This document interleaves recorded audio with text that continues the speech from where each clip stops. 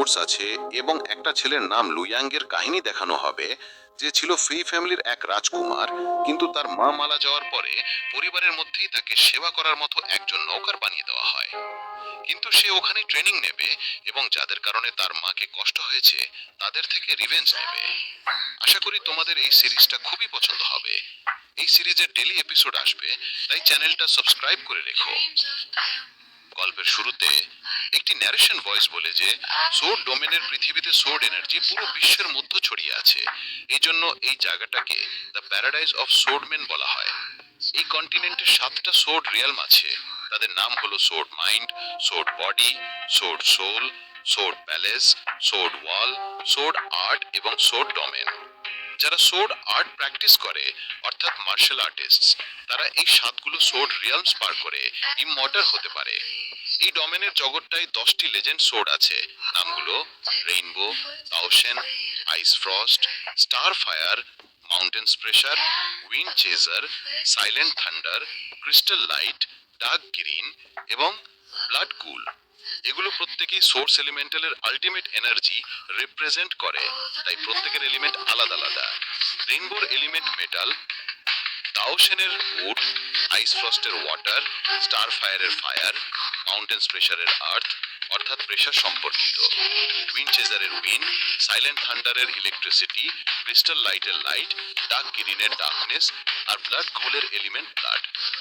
সময় কেটে যায় এবং এখন এই কন্টিনেন্টে বড় শক্তিশালী ক্ষমতা সম্পন্ন মাত্র 5টা পরিবার বেঁচে আছে যাদের কাছে লেজেন্ড সোর্স আছে।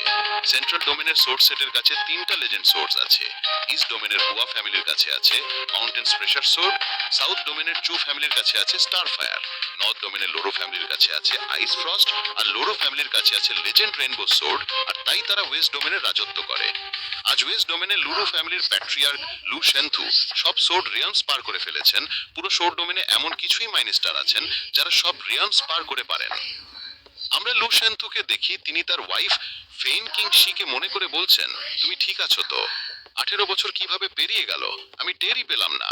এখন আমাদের ছেলে তো অনেক বড় আর জবান হয়ে গেছে। এখানেই লুশান আসে, যে লোরো ফ্যামিলির মেম্বার। লু শ্যান্তু ওকে বলে, আমার তোমার জন্য একটা মিশন আছে।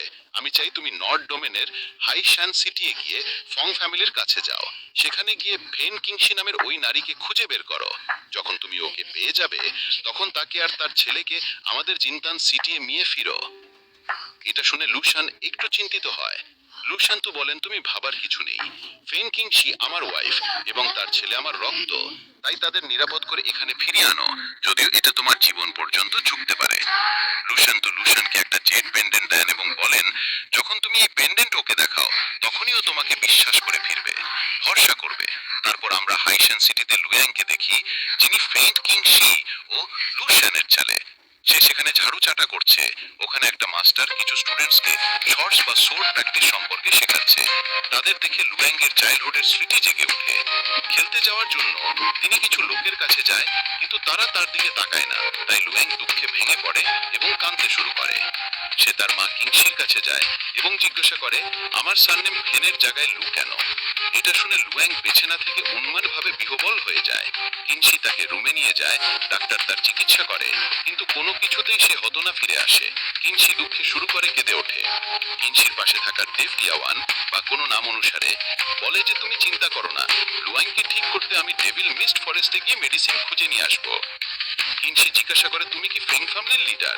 যদি তুমি এমন ভাবে চলে যাও তাহলে আমাদের ফ্যামিলির কি হবে?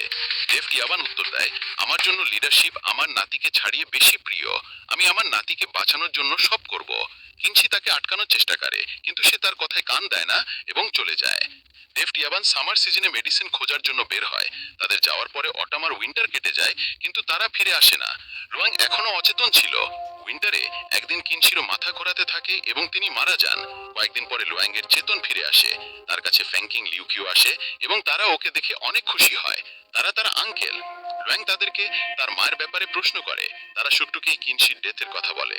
লুয়াং দ্রুত ছুটে গিয়ে তার মায়ের মেমোরিয়ালের কাছে যায়। মেমোরিয়ালটা দেখে সে জোরে জোরে কাঁদতে শুরু করে। ডেভ ইয়াওয়ান তখনও ফিরে আসেনি। তাদের অনুপস্থিতির সুযোগ ধরে ফ্যাংকিং হং ফ্যাং ফ্যামিলির প্যাশন কেড়ে নেয়। কিং হং কিংশির মেমোরিয়ালটুকু নিচে সরিয়ে ফেলে এবং লুয়াংকে মারতে শুরু করে। কিন্তু তখন কিং লিউ সামনে এসে লুয়াংকে বাঁচায় এবং কিং হংকে বলেন, তুমি যা বলে বলো আমি তাই করব, শুধু এই ছেলেটিকে বাঁচিয়ে রাখো। কিং হং লুয়াংকে সার্ভেন্ট বানিয়ে দেয় এবং তাকে তার ছেলের ঘোড়া দেখাশোনার কাজ দেয়।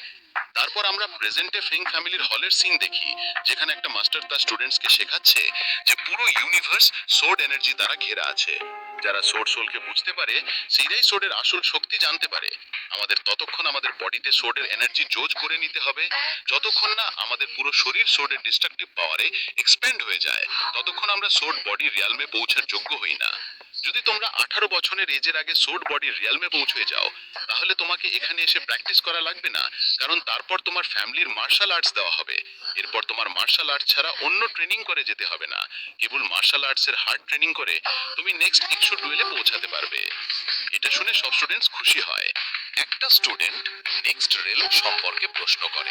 মাস্টার বলে যে থার্ড সোর্ড রেলমের নাম সোর্ড সোল রেলম। যদি তুমি সেই রেলমে পৌঁছানো যায়, তুমি সোর্ড সোলকে অ্যাওয়েকেন করার যোগ্য হবে।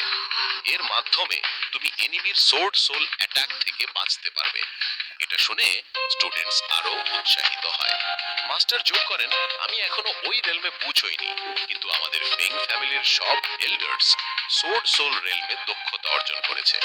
এখন তোমরাই আমাদের ফ্যামিলির ফিউচার এবং আমি পুরো বিশ্বাস রাখি যে একদিন তোমরাও সোর্ড সোল রেলমে পৌঁছাবে।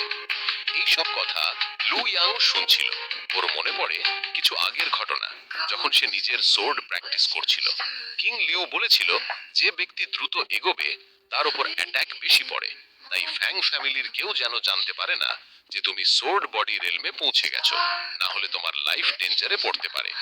আক্ষরিকভাবে ফ্যাং ফ্যামিলিতে কিং কিও এবং তার মেয়ে ফ্যাং লিজিয়ান ছাড়া কেউ জানতো না যে লু ইয়াং সোর্ড প্র্যাকটিস করে, কারণ কিং হং তাকে সার্ভ্যান্ট বানিয়ে রেখেছিল এবং সে চায়নি লু ইয়াং একদিন স্ট্রং সোর্ড মাস্টার হয়ে তার মায়ের বিচার নেবে ও কিং হংকে মেরে ফেলবে। এই সব কথা মনে করে লু ইয়াং বলে, আমার প্র্যাকটিস যত দ্রুত চলছে, মনে হয় সোর্ড সোল রেলমে পৌঁছতে আমার বেশি টাইম লাগবে না। এরপর আমার এত বছরের পরিশ্রম সফল হবে বলে লু ইয়াং মনে মনে ভাবে। এরপর আমরা দেখি কিং হং এর দ্বিতীয় ছেলে, তার নাম ফ্যাং লিচু। কিছু স্টুডেন্টস ওর প্রশংসা করছে কারণ সে সোর্ড বডি রেলমে পৌঁছে গেছে। সবাই বলছে সেকেন্ড ইয়াং মাস্টার মাত্র 17 বছর বয়সেই সোর্ড বডি রেলম মাস্টার করেছে। এই প্রশংসা শুনে লিচু খুব খুশি হয়। ওসব কথা শুনে